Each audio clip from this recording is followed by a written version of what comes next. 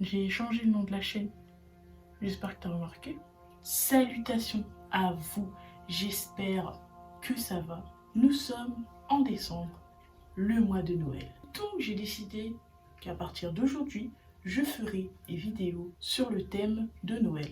J'en sortirai un le mardi et un le samedi à 18 h jusqu'au 24 décembre. Et le 25 décembre, il y aura bien évidemment une grosse vidéo sur le thème de Noël. Du coup, pour cette période, il n'y aura pas de vidéo le dimanche, mais pour le thread d'horreur du jeudi, ça bouge pas. Par contre, vous êtes sur une chaîne d'horreur, donc je tiens à vous prévenir que les histoires que vous allez entendre n'ont rien de féerique. J'ai choisi 3 histoires de meurtres. Accrochez-vous à vos tripes. Alors, asseyez-vous et pour une meilleure expérience, éteignez vos lumières. Vive le meurtre, vive l'assassinat. Je vais tuer toute ma famille et planquer les cadavres. Oh, vive le meurtre, vive l'assassinat. Je vais mettre les cadavres juste au pied du sapin.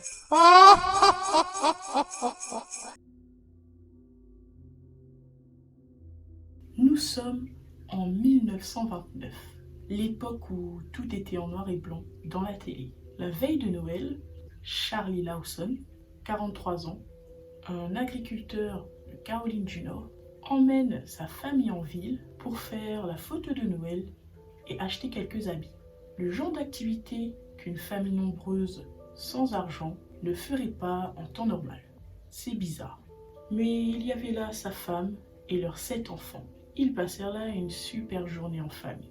Le lendemain, le 25 décembre, de si bon matin, Charlie attend que ses 2 filles sortent de la maison pour leur tirer dessus et les rouer de coups. Il revient ensuite chez lui et abat une autre de ses filles qui se trouvait sur le perron.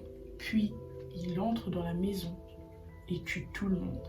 Sa femme, ses 2 garçons et son petit bébé.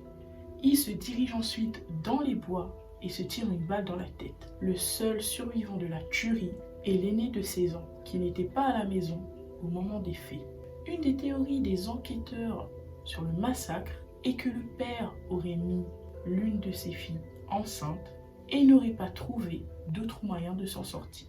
Tu aurais pu te rendre à la police à Ahmar et pas tuer toute ta famille. Si toi t'as plus envie de vivre parce que t'as fait des trucs bizarres, eux, ils ont peut-être envie de vivre, même s'ils ont un papa bizarre et un traumatisme. En 2008, le divorce entre Bruce et Sylvia Bardot est annoncé. Mais comme souvent lors d'une séparation de commun accord, quelqu'un est moins d'accord que l'autre.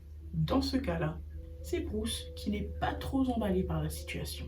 Il décide donc de faire du mal à son ex-femme et à toute sa famille. Il prend son véhicule motorisé et débarque chez les parents de Sylvia à Covina, en Californie, le jour de Noël. Il sonne et il est déguisé en Père Noël. Donc, la nièce de Sylvia le laisse entrer, d'autant plus qu'il a des cadeaux plein les mains. Sauf que les emballages contiennent en réalité un lance-flamme et des armes à feu. Bruce commence à tirer sur tout le monde jusqu'à ce que toute la famille soit obligée de se cacher. C'est alors qu'il verse de l'essence partout par terre avant de se servir du lance-flamme. Il tue alors 9 personnes, dont son ex-femme, avant d'aller se tirer une balle entre les 2 yeux, un peu plus bas dans la rue. En 2011, Michelle O'Dowd fait preuve d'un bel esprit de Noël en proposant à Patty White, l'ex-femme de son neveu, de venir habiter chez elle en échange d'un peu de ménage. Sauf que quelques jours avant Noël, Michelle O'Dowd, sans prévenir, ne vient pas travailler. Son frère jumeau s'inquiète et se rend donc chez elle. Sa voiture est là, la maison semble habitée, mais pas de traces de sa sœur. Ah si, en fait, son pied dépasse des cadeaux au pied du sapin de Noël. Sa protégée, Patty, l'a frappé et étranglé avant de laisser le corps sans vie en place et de fuir l'État. Elle a finalement été arrêtée quelques semaines plus tard.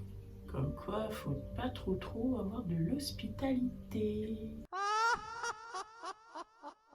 J'espère que cette petite vidéo vous a plu. On se donne rendez-vous jeudi pour une nouvelle vidéo. Et pour ne pas la rater, abonne-toi et active la petite cloche. Ça fait plaisir et ça casse pas trois pattes à la mère Michel et ça me soutient de fou. Sur ce, peace and love et faites attention à vos arrières. It's hard, it's cold, it's long.